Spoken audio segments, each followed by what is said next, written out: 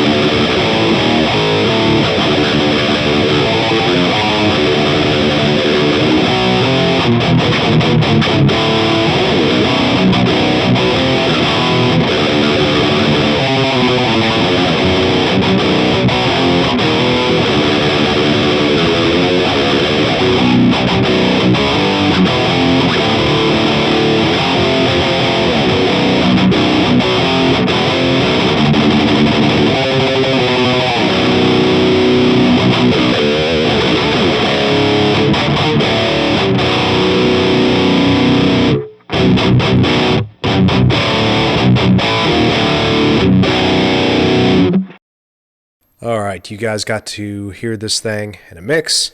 You got to hear me jam on it by itself, isolated. We're going to chat about it a second.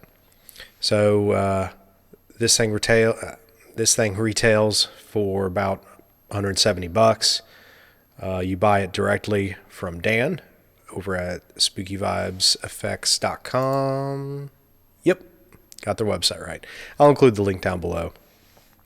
First off, what a sick looking pedal, right? Got like a negative image of a skull. Who doesn't like skulls, right? This is the layout of this is going to be pretty familiar to anybody who's used to using an overdrive. You got a volume, a tone, drive, and then of course your bypass switch. Couple cool features here. One is the clipping switch, which allows you to go between LED or silicone diodes. And my favorite feature is this low end control. Hear that? I think it's got like 7 different steps to it, and it allows you to have a looser, more blooming kind of low end, all the way up to a super surgical tight, very starved kind of low end. Anything in between. I kind of like having it set a little bit neutral, just for the amp selections that I've gone with, as well as just kind of tone preference. But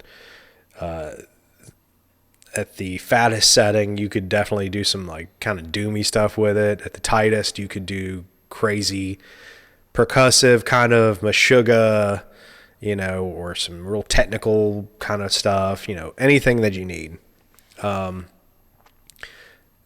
There should be a batch drop coinciding with the release of this video. So if you head over to the website as of today, there should be some night terrors available. If not, if you missed out, don't worry. You can just subscribe and get his newsletter and be updated when he has a batch available. They are definitely worth it. A great utility kind of pedal to have. Everybody needs a good overdrive. And if you already have, 1 or 2 of them, this one with the low end control, I think helps it set apart a little bit from some of the others. I know me personally, I don't like wasting a lot of time tone chasing. Like it can be fun here and there, but for the most part, if I'm down here and I'm working on something, I'm trying to get stuff done in a very limited amount of time. I don't have a whole lot of free time to go down the rabbit hole of trying out every single one of my 2000 Kemper profiles, IRs, whatever. And maybe something, even if I'm running through like my Engel rack setup over here, maybe the guitar that I'm using has inherently a little bit more low end to it than the others. And maybe I just want to tighten that up real quick and get going. That's where the low end control for this would come in at. Quick little tone shaping on the front end. Boom, you're done. Up and rolling, and you can get your work done quicker. If you're just looking for your end all be all overdrive, this is a great option. The low end control makes it pair well with almost any high gain amp, and a lot of the high gain amps tend to have this big bloom in the low end that makes them a little difficult to control, and you're fighting for frequencies with the bass player at that point. So great overdrive to have. It's already been featured on a handful of bigger albums out there, such as the most recent Better Lovers record. They even did a limited edition Better Lovers version of this pedal. It was featured, I believe, on the most recent Whitechapel. Which one was it? A Visceral Wretch. Let's see. Make Them Suffer has used it. Foreign Hands. A good number of bands have already, wised up to this really, really sick pedal. And for anybody who might say, oh, it's just another tube screamer or whatever, I would beg to differ. I think the feature set makes this it definitely earns its place out there in the ethos of, thousands of overdrive pedals. I think this one stands out for a multitude of reasons. If looks matter to you on a pedal, this thing looks sick to me.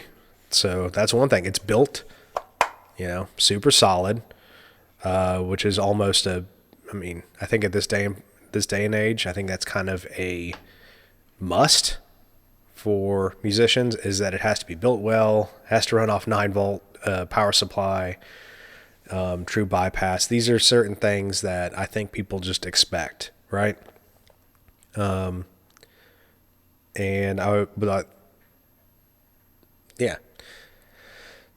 In addition to that, the tones that you heard in the demo for the mix track, I used Kemper profiles of a nocturnal amplification Amulet.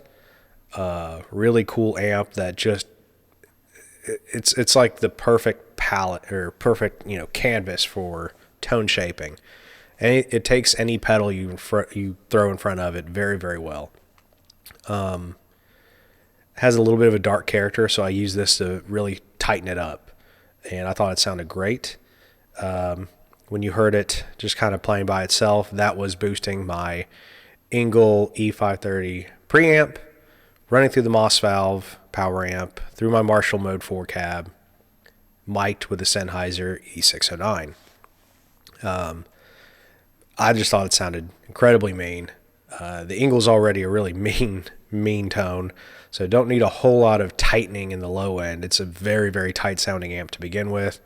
This is just to slam the front end, because I just like the sound of a guitar DI boosted going in. Yeah, I think that just about covers everything here. I want to thank Dan over at Spooky Vibes Effects for sending this out to us. Great pedal, really cool company. Dan's a cool guy.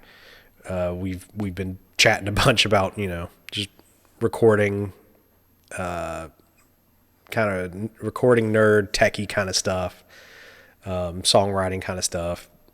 So like a lot of the companies that we feature, it's usually just one guy building and selling them himself, or at the very least, it's a very small shop. We support a lot of small businesses on this page, and I would hope that you would do the same, as opposed to, any of the big box brands. Give the little guy a shot. And we won't get into, politics and economics and all that. I'm going to cut that part.